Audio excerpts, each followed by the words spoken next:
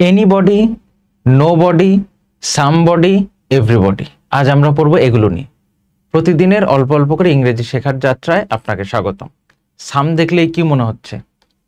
নিশ্চয়ই এটা plural subject এরকম মনে হচ্ছে, কিন্তু এই বোর্ডের মধ্যে যা লেখা আছে এনির সাথে কোনো কিছু, that means anybody, nobody, somebody, everybody সব কিছুর সাথে অলওয়েজ কি হবে? অলওয়েজ সিঙ্গুলার ভার্ব হবে। অলওয়েজ সিঙ্গুলার ভার্ব হবে। এই ওয়ার্ডগুলোর সাথে যত ভার্ব হবে, যত প্রোনাউন আসবে পরবর্তীতে, সবগুলো সিঙ্গুলার হবে। Something was or were under the house, কি হবে? ওয়াজ, কারণ এর সাথে এই সামথিং এর সাথে সবসময় কি হবে?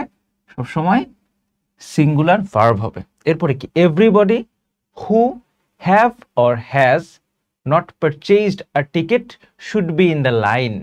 তাহলে এইটা আমাদের মনে রাখতে হবে, এইটা হচ্ছে এই সাবজেক্ট অনুযায়ী হবে। এক্ষেত্রে এভরিবডি, এভরিবডি মানে কি? এই লিস্টের মধ্যে আছে, দ্যাট মিনস অবশ্যই এটা সিঙ্গুলার। তো এক্ষেত্রে আমাকে কি চুজ করতে হবে? সিঙ্গুলার ভার্ব চুজ করতে হবে। That means nobody who has not purchased a ticket.